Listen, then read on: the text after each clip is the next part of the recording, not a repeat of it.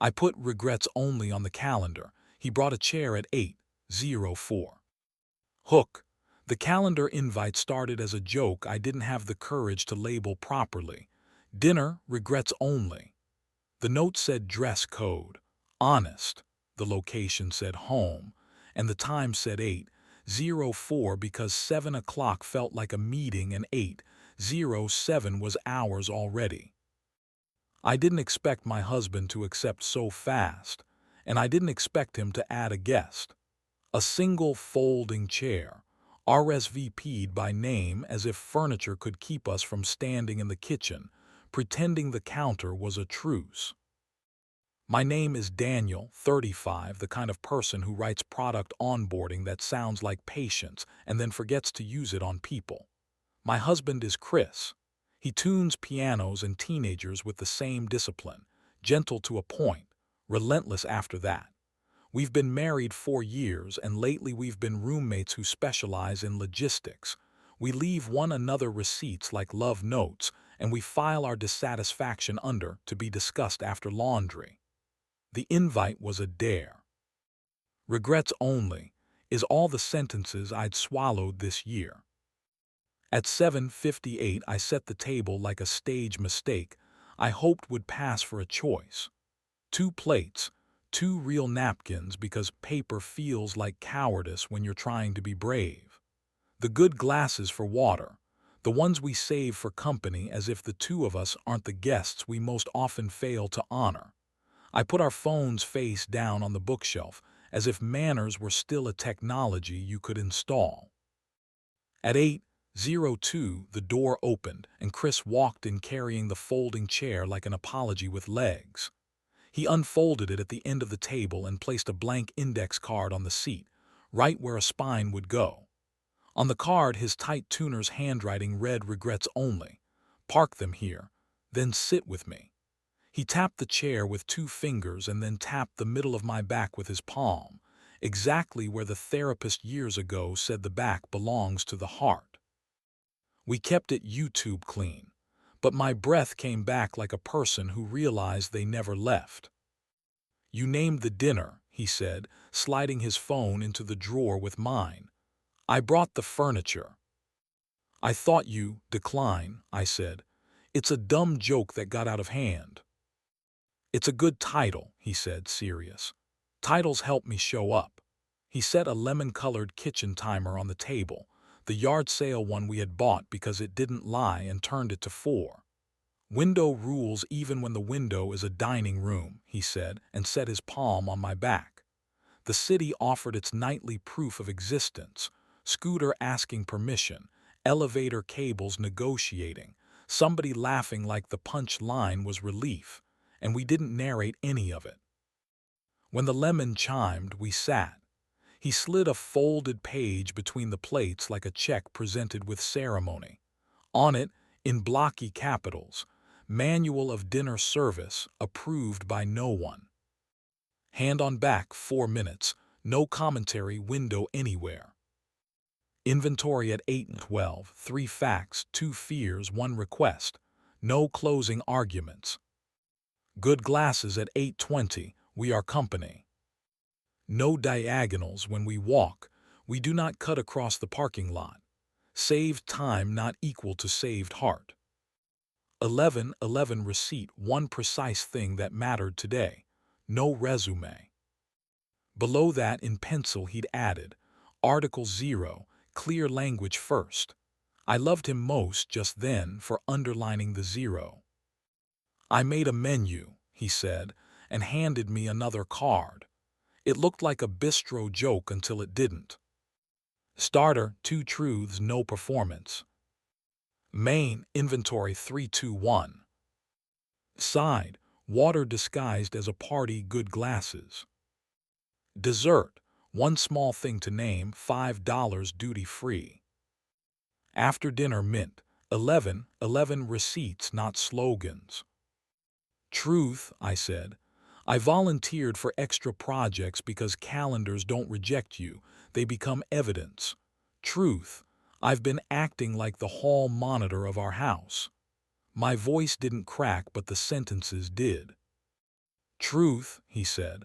I replaced our talks with thumbs up because the icon can't be disappointed in my timing. Truth. I miss the way you used to set your keys on the counter like a flag, not like a retreat.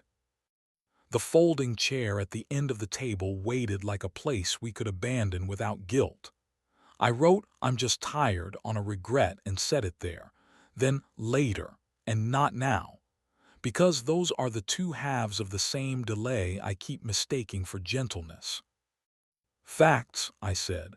I answered two of your texts with later and meant not today. I threw away a happy hour flyer because I didn't trust myself to leave early. I asked my boss to stop scheduling me after 6 on Tuesdays.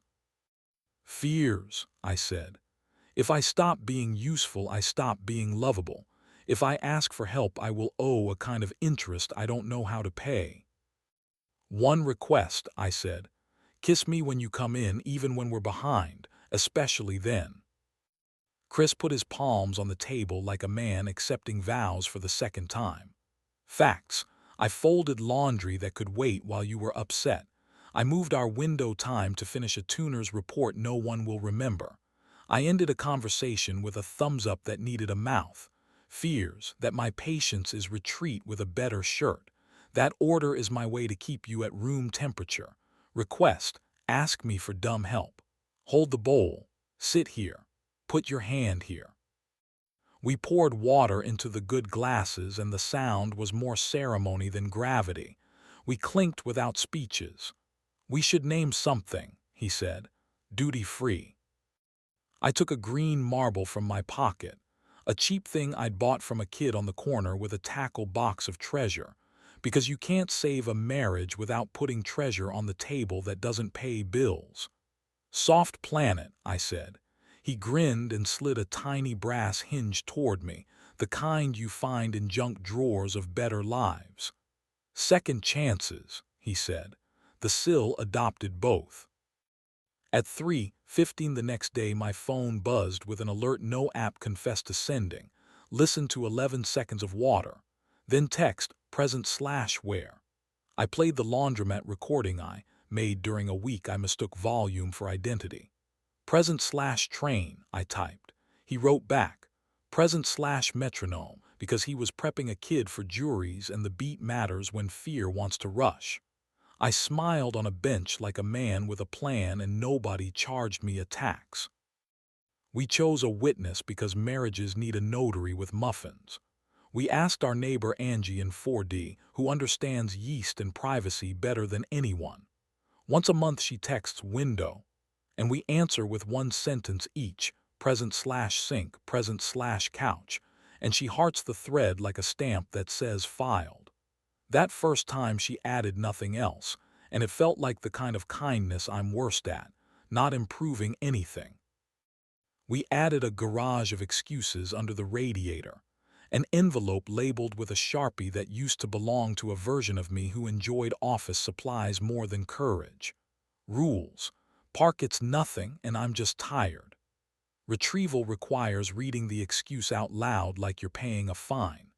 The first time I slid "I'm just tired" in, it felt like checking a coat I used to hide from weather. Later, when I reclaimed it out loud, it behaved. We failed a lot, and then we failed closer to each other. On Wednesday I sent "running late" without "I'm sorry," and Chris replied with a photo of Article 0 underlined. I wrote, "I'm sorry. I'm scared my email was cruel and I don't know how to fix it without performing." He wrote, present/window, 707. The map lit itself. On Friday he made a joke umbrella over my rain, then stopped mid-open, raised both hands like an usher calling intermission, and put his palm on my neck. "Red card," he said. "No fixing." The world moved back 2 feet. We walked without diagonals because my legs love shortcuts when my heart cannot afford them. The city applauded in its native dialect. A teen on a scooter learned our silhouette. A small dog decided our ankles didn't need management. A bag of hard candy appeared on the bench with a note, "For those who keep their hours." We ate 2 and saved 2. Sugar is an argument for silence. We went back to the cafe where we had rehearsed our early goodness and left a bag labeled for whoever needs this next. A lemon timer with a note that said borrow as needed. Return when you remember. 2 star-stickered paper good cups, a photocopy of our manual, and a small metal box labeled phrase porter with green go, yellow gentle, red no solutions, just a hand, cards inside. We locked nothing. The door understood. Not every day needed narration. Some were laundry with uninteresting terror. On those days we still did 11 receipts, one precise thing that had the dignity of happening. You asked if your email was mean and then didn't defend it, he said once. You left the last good peach for me even though your face said, maybe I won't, I said. We lay on the carpet and let gravity reintroduce us to humility. Sometimes 7:07 slipped into 7:17 and then 9:03, and the only time the day surrendered was a minute before sleep. Sometimes the hand on the back was a rumor and the kiss at the door a rumor's cousin. The map didn't litigate. It waited like a coat rack. The napkin with the original directions softened at the corners from being touched. The good glasses started to look less like guests and more like staff. A week after the dinner, I found a note in my jacket pocket, the one I wear when I audition for a better version of myself. In my own pencil, the sentence the folding chair had asked for. I confuse usefulness with love. I'm learning love on purpose. Under it, in Chris's careful pencil, I confuse patience with retreat. I'm practicing staying within reach. I slid the note under the magnet shaped like a tiny chair. The house breathed. People ask if we did anything drastic, if we went away for a month, learned new languages for grief, built rafts of heroic vulnerability. I tell the truth that sounds suspiciously boring. We picked a minute and showed up. We learned to count without prosecuting. We made water a ceremony. We didn't cut across the parking lot. We let a neighbor notarize us. We parked excuses and retrieved them only after reading them out loud. We tried again at 7:27 when 7:07 got shy. We taught the door to say, I'm here back. Last night, lazy with hope, we set one more rule in the manual in my slanted hand. Same house, 1:00. Hand on the door, not the handle. Say, I'm here. Only then enter. It changed the humidity of the hallway. I don't know how to explain it except that sometimes sentences are tools. Tonight at 7:05 our phones will face down like students who want to be praised. At 7:07 a palm will land where my breath remembers its job and the city will loan us its affidavit. Scooter, elevator, laugh. At 7:12 we will do numbers that refuse to be weapons. At 7:20 water will pretend to be champagne and succeed. If we miss, we will do the only miracle that tolerates repetition. Try again. 7:27, 9:03, 11, whenever Mercy has a slot. I named a dinner regrets only and he brought a chair for the regrets to sit in while we ate. We have been serving the same course since. Small receipts, plain rules, a hand like a translation. The reservation is under yes now. The host knows our faces. Between us, the good glasses, the lemon timer, the map in pencil, and the sentence I want tattooed where a watch might go, practice isn't punishment.